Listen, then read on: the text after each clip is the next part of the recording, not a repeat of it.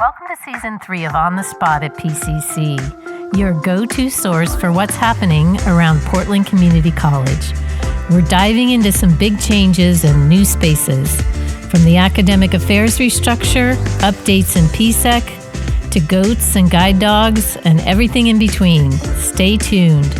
We're bringing you the stories that shape our work, our students, and our future right here on the spot.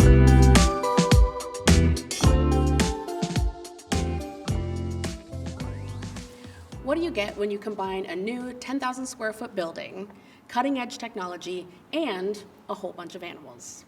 You get PCC's state-of-the-art barn at the Rock Creek campus, a game changer for students of the Veterinary Technology Program, and a big leap forward for hands-on education in Oregon. Today, on this episode of On the Spot at PCC, we're visiting the Rock Creek barn, and we're talking to Dr. Ragan Borzcik, Program Director of the Veterinary Technology Program. Let's talk about how this innovative space has come to life and how it's helping students succeed in the on-demand careers of veterinary medicine. Okay. Thank you so much for joining us, Ragan. We really appreciate having you here. Let's start off by talking about the big picture. Tell us about the Veterinary Technology Program here at PCC. What are your core educational goals and how do you support student success? We have one main educational goal of preparing our students to take their national certifying exam, which is called the VTNE, Veterinary Technician National Examination. And any graduating veterinary technician student in the United States has to take that exam before they can actually practice as a veterinary technician. So our goal is to graduate students who are very well prepared for that exam, and we do that. We have great pass rates for that exam in the 90% range for our students who are taking that exam, and that's compared to like a national average of somewhere between 75 to 80%. So we do a really good job of preparing our students. And so that's kind of like the meat of it, I guess. But we also, as a team, as a veterinary technology team, teaching team, want to prepare our students for their careers. We really want them to have longevity in their careers. This career path has experienced, I would say, a higher than normal, higher than usual for other careers rate of burnout. And so we really want to ensure that our students are prepared in more than just their technical skills, and so in their soft skills and their ability to work in teams and move through conflict and work through high stress situations. Our team works really hard to try to help foster that type of learning in our program as well, because I think that really translates into an ability to navigate some of those challenges in the veterinary clinical environment. So just like any other medical industry, veterinary medicine is always changing and evolving. How does the PCC program really stay up to date with those animal healthcare trends? Yeah. So our faculty and staff are lucky enough to live in an area of, I guess, the United States that has a lot of really great veterinary medical organizations. And so we have some really great local organizations that produce really good continuing education. We also, I think, are pretty lucky as a sort of subset of career technical education that we have a National Association of Veterinary Technician Educators that we are also members of, and they do a yearly conference somewhere in the United States that moves around.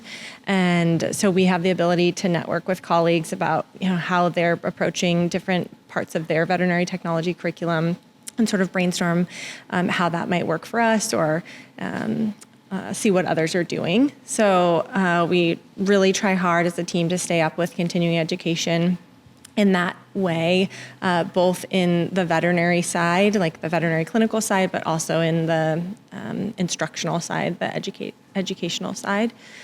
And then we are, I would say, pretty constantly or continuously looking at curriculum and figuring out ways to streamline our curriculum or make sure that we're covering topics in the curriculum that we may not have previously covered.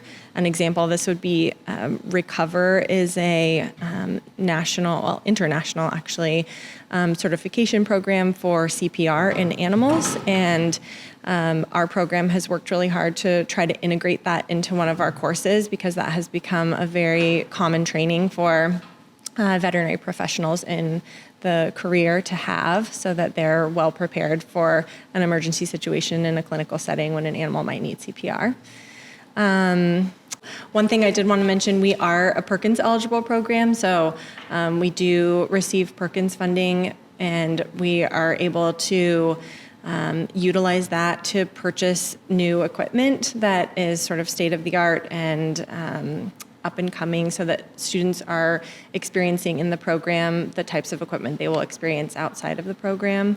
Also part of Perkins, I really love spending time with high school students who are interested in careers with animals, and so we get to go out into high schools and do outreach, and I go and dissect cow eyeballs with a local high school, and some students really like that and some students don't like it as much, but yeah, so I really like that part of, I think it's a great ability to be able to provide our students what will work really well for them and the learning that they're going to need in their careers, and also be able to sort of foster the interest in veterinary careers or animal health careers at the high school level as well. Awesome. Well, you just touched a little bit about this, and you talked about the high certification rate that PCC has. What makes the PCC program so unique and special, and how are we preparing them to become these certified veterinary techs or CVTs? Yeah. So we are really lucky at PCC to be able to have the facilities we have on campus. We have this brand new barn, which is amazing and provides us with the ability to house animals on campus like we have here.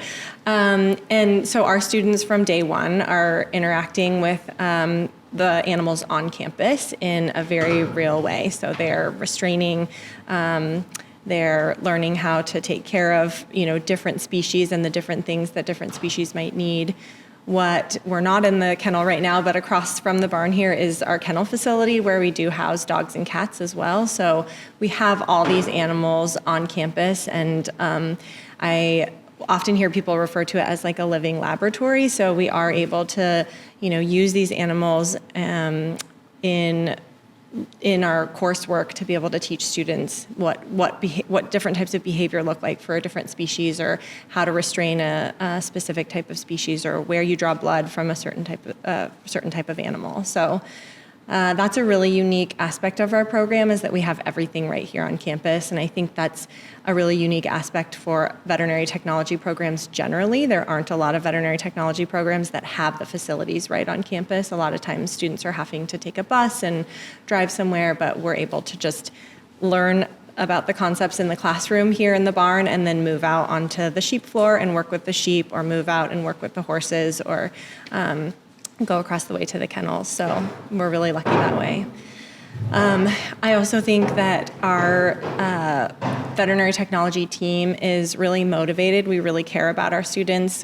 We just had orientation last week, and one of the things we tell them when they come into the program is, it was really competitive to get into the program, but now that you're here, the competition is over. We all want you to be successful, and we're here to help you get there.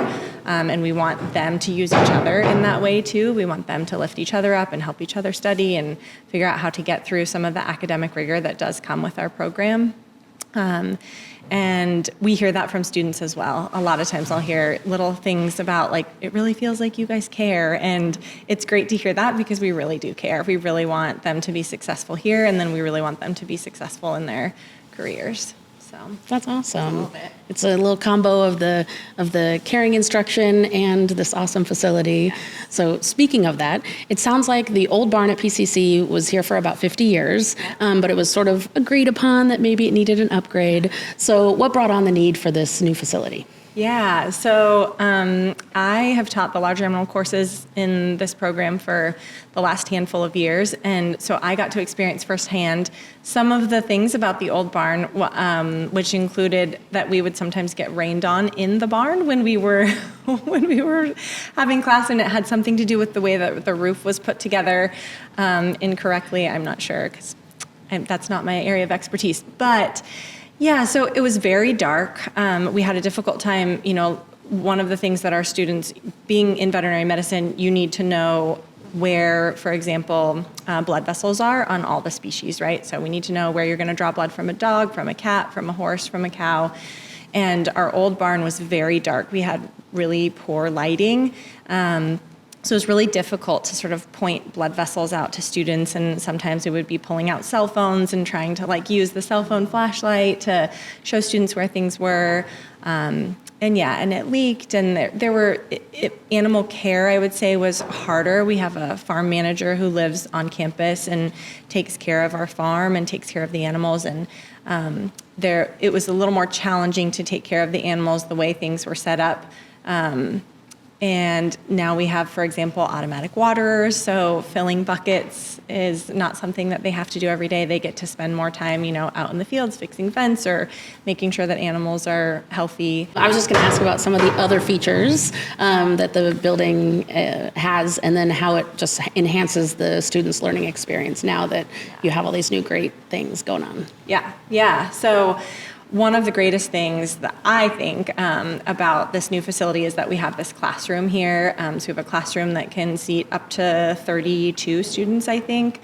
And it's fully equipped just like a normal classroom might be, with a whiteboard and a podium and a computer. So we can be in that classroom talking about concepts that we are about to do in lab, and then we move just very quickly out into the lab, and we're able to have the students experience those things, firsthand out here.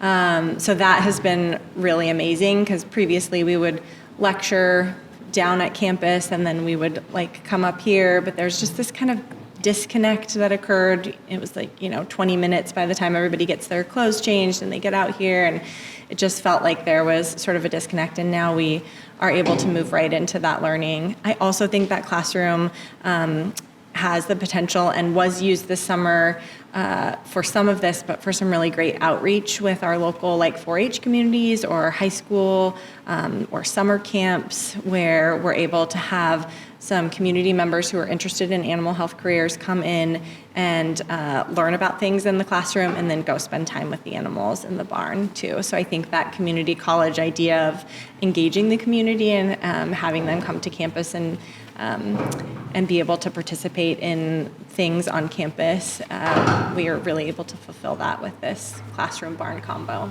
Absolutely. Love the community outreach aspect as well. Yeah. So it sounds like this facility really just brings that education to life for the students in such an easy, simple, hands-on way. Can you think of a certain moment or a story that you've experienced or witnessed where a student, it really clicked for them when they were doing this hands-on learning? Yeah, absolutely.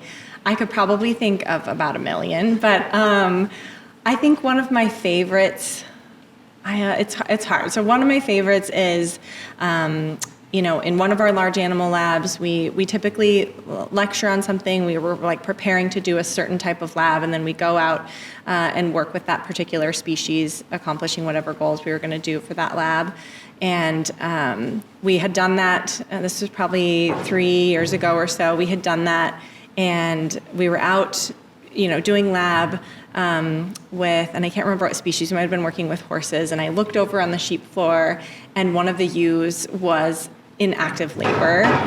And so I said, hold on, everybody, stop. We're gonna stop the horse lab for right now, and let's just go watch what's going on. And so we got to sit there and watch this ewe give birth to her twin lambs and talk through, what stage of labor is she in, and what should we expect, what would be normal right now, what things would make you concerned if you did or didn't see her doing certain things, and then when the lambs were on the ground, what do we expect to have happen now, what would be abnormal, what things should we think about medically for both the ewe and the lambs for follow-up care, or what we might tell an owner to watch out for if we were if we were in a client situation. So that kind of learning that is just, comes with having a working farm like this is something that I think is really amazing. And students, I still have students, if I see them who were in that class, will be like, it was the class that the ewe gave birth in the middle of lab. So they absolutely remember things like that. That's an impromptu lesson you can't get anywhere else. Definitely. Yeah, I could not have planned that.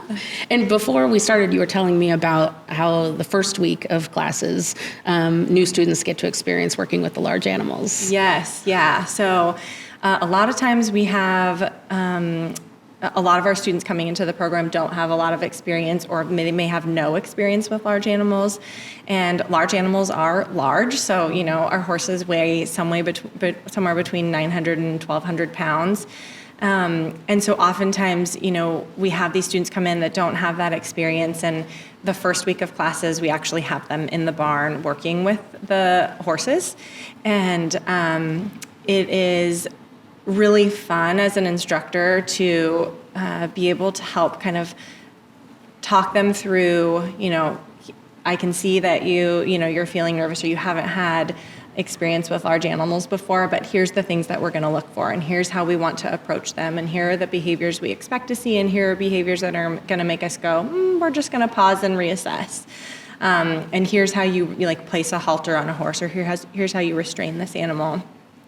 And it's so rewarding to see them, students go from, this is a really big animal and I'm really worried about it, to, oh, okay, I get this. I can do this, and I'm doing this, and now I'm walking this 1,200-pound horse in a circle. And that empowering moment where they realize that this really scary thing, if they just sort of approach it step by step and they take what they learned and they apply it in real life, they can accomplish these things that seem really scary and really hard in the beginning. And that does translate, we have not very many people go into large animal medicine. That's kind of the nature of veterinary medicine right now. We have a shortage of large animal veterinary technicians and veterinarians.